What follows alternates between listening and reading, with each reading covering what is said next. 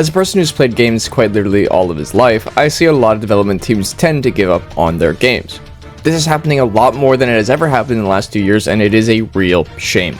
Games show massive potential, but with immense backlash from fans, with a lot of piled up, mostly poor, thought out decisions from the development teams, and with games being left in this state of limbo until the developers decide to finally kick the bucket and give up. But somehow in all of these games that have been cancelled and thrown away, For Honor, of all games, still sits here where it was 9 years later, pumping out updates like a working cross-progression system in a game that is older than half the player base of Fortnite. Now, I am all for giving a pat on the back for a good job well done, but that does not mean I don't expect more updates to come in the future with the same level of enthusiasm. There are plenty of things on this list of the community requests still need to be done, and I myself fully believe, tinfoil hat and all, that For Honor is going to get a second game, basically like Siege X has, where it's just the same game but improved, or in Siege's case, even fucking worse somehow. But if you're going to get this revamp of the game, there are plenty of simple complex systems still missing in the game, and I'm going to go down the list of things For Honor should add in the future. You might be asking, why would I make a video like this? And on a Warriors Den, they expressed how they actually did indeed watch any media related to the game for ideas on what the community wants, so I'm hoping this can help them even just a little bit. A rejoin button is practically, in my opinion, crazy to still not have exist today. Now, I'm not going to say it's the easiest system to put in the game, but it is probably one of the most anticipated and sought after mechanics the For Honor community has wanted. This community has had so many complaints about being forcefully disconnected from their matches. Now, I'd like to believe all of them, but with the amount of rage quitting going on every game I see, I'm inclined to believe it's more 50-50. But one way to prove me wrong is if this was implemented and allowed people to rejoin the games they were disconnected from. But yeah, even me myself have had numerous times in games where it's a completely winnable one, but with a little spike in my internet, or maybe when my friend freezes up and lags out, it ultimately makes the game lose because the join in progress feature is disabled, meaning we are down a man for the rest of the game. A rejoin button would be amazing. Having a button prompt that says, would you like to reconnect to your last match in the menu, would be great. This pop-up would last probably around 1 to 2 minutes, and I'm not going to say that if you miss the reconnect button, you should be punished with a 15-minute ban, because For Honor as a whole is a casual. Though I still think something should be done with punishing rage quitters, but that's a whole different story, and I think nobody can agree on this one apparently. This one might just be a me issue, or even just a PC issue alone, but I still believe it does need to be addressed. There's plenty of times where after a game is finished, you get all your rewards on screen, but for some reason after you hit skip all or accept, there's a good chance your entire game will freeze up on you while the countdown to the next game is still going. Now, I'm a guy who wants to immediately disassemble or look at the new gear I've just gotten to make sure it doesn't clutter up my inventory and stop me from gaining any new armor sets. But my god, the fact the game gives me about 30 to 45 seconds to do anything before the next game starts, having it freeze for 10 to 15 seconds on a frozen PNG of my rewards, to then hit tab to check on my hero tab, for the game to freeze again for another 5 to 10 seconds, means if I wanted to do anything with my customization or disassembling, I would have to physically leave the lobby. The biggest mistake you can make having a person play your game is waiting long periods of time, especially if it's unintentional, and I really hope I'm not the only one having this problem, because then I really look stupid. This is something I think is more necessary to breach than it is Dominion though. Plenty of 4v4 game modes will ultimately end in a majority of people rage quitting due to being too much of a pussy to accept that they made a bad read and learn from it. The worst feeling, as I said, is waiting, and once you're outnumbered by bots to player ratio on your team, you have two options: get your ass kicked for the next 3 to 5 minutes, or just leave the game yourself. Getting your ass pounded like your Bonnie Blue on the 78th dude in a row is not fun at all, but leaving means that all the time you're putting in becomes null and void in the EXP department.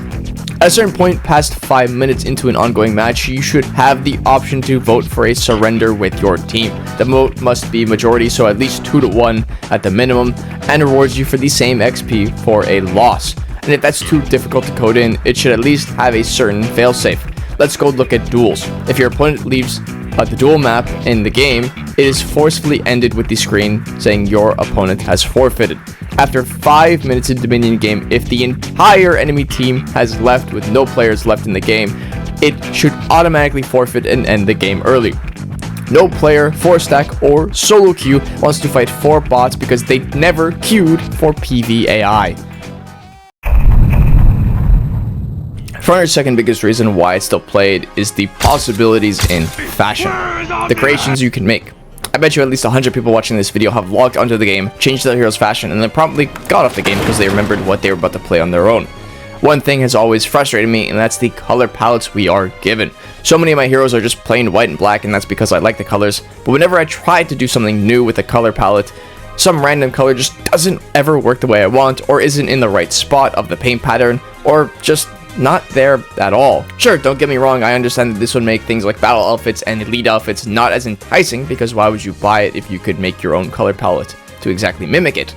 But here's the harsh truth. Nobody is buying these things. If you could in turn have a customizable color palette and charge 7 to 10,000 steel per character, you would probably make way more money or have people playing longer to grind for it. Customization in this game is arguably just as important as the core fighting system. Give players the creative freedom to do whatever they want to an extent.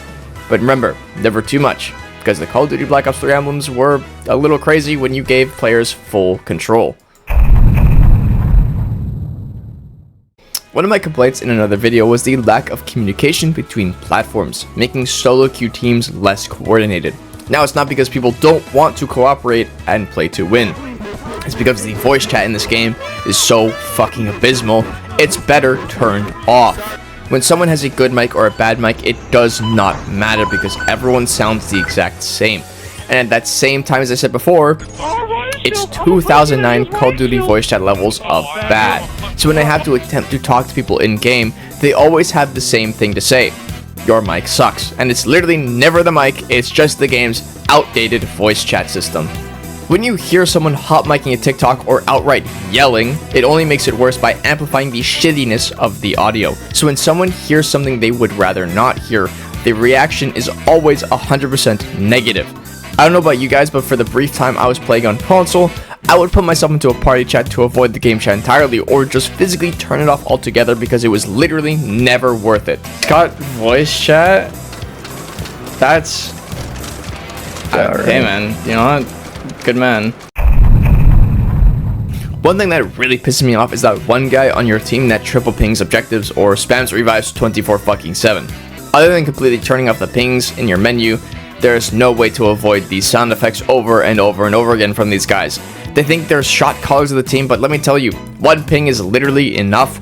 3 pings makes me not want to do it. Having the ability in the muting area to mute teammate pings would be a great feature to have. It's not going to save the game, and at tens of thousands of players all lining up in droves to play it, but it's a quality of life for the people that, like me, that do not want to hear these things. Even just having a mute button itself, just mute the teammates' pings, would be more acceptable at this rate. Oh my goodness. This solution comes from the issue that certain game modes literally are unpopulated without help from streamers playing the mode from time to time. Tribute, deathmatch, skirmish, and even ranked duels from time to time are so underpopulated, you could go minutes without a single game before the game ultimately cancels queue for waiting too long. Just like Destiny, every Tuesday, every game mode and their events reset the reward drops, but every new week, a dungeon or raid is chosen to be the one that gains the pinnacles, aka the best rewards possible. They do this so that every raid gets a shared amount of playtime, same with the dungeons. So ask yourself, what is the most rewarding thing you could obtain in For Honor? Obviously, it's XP.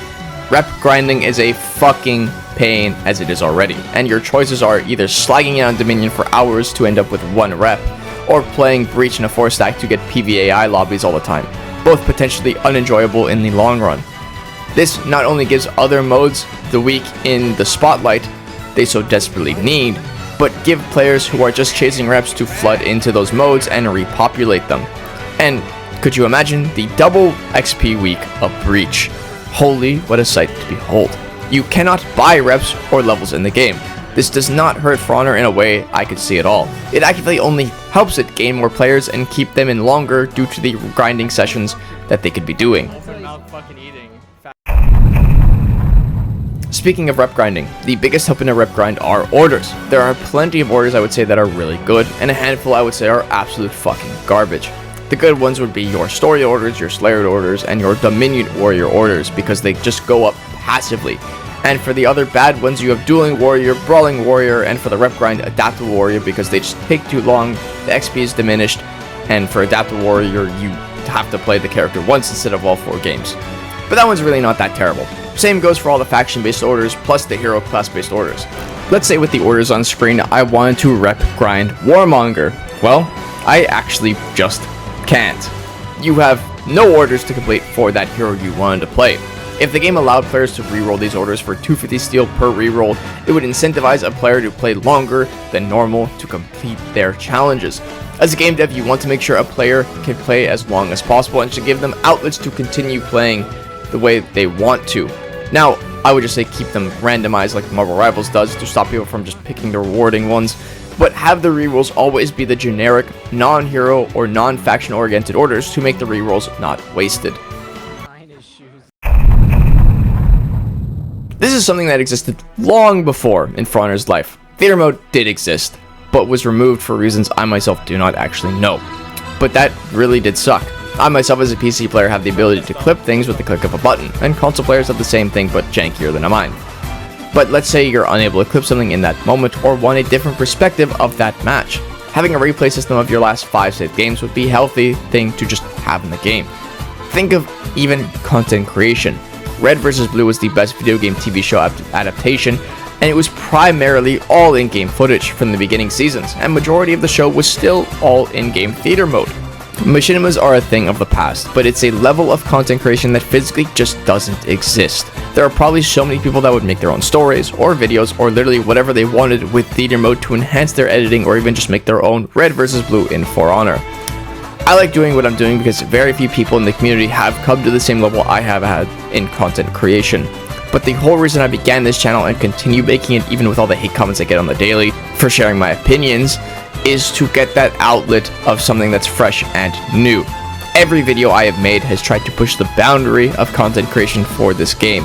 If machinimas were a possibility, I guarantee you people would step up for the community in making it on YouTube with hard work and dedication towards their very own stories. Video's over, but I wanted to take some time after it to kind of talk to you guys on a personal note and not scripted. It has been over a week since the last time I uploaded, and that is for some reason. Now, when I make these videos, I like to always keep 2 things in my head. Keep the ideas fresh and make sure that, these aren't ideas done by someone else, and make sure I am in a mental state that I am able to put 100% into my editing. Now, you guys probably know, but I pride myself in how edited my videos are, and I hold myself to a standard to make them as edited as I want them to be. Funny story, the best video on my channel, the Can For Honor's Worst Heroes Keep Up, is my most hated one because first half of the video was corrupted and I had to completely remake it, and it came out worse than I wanted it to, and it is my best video. So it's a little annoying that there's videos that I've definitely worked on a lot harder for and they have done less, but I digress. If I can't feel like I'm in a state of putting 100% into it, I can't really edit, and that it all comes from mentals. For Honor isn't the best game for mentals, and it's obviously very healthy to take breaks. A lot of games have come out, and just games in my life have been more fun to play. Terraria, for a great example, has been something I've been really having fun with. Dying Like the Beast has come out. Rematch is an enjoyable game most of the time, so it decentivizes me from playing For Honor. But I will say that I'm very grateful for where I am. So, to end it, thank you guys. And always, just a little positive message. If you ever see someone having a tough time, don't rub it in on them. Just leave them be, or even just try to give them some sort of words of advice and encouragement, because it's better to be a nice person than be an asshole for fun. Love you guys. Have a great day. Same thing I did last time. Is that enough? Yeah, it is. Victory.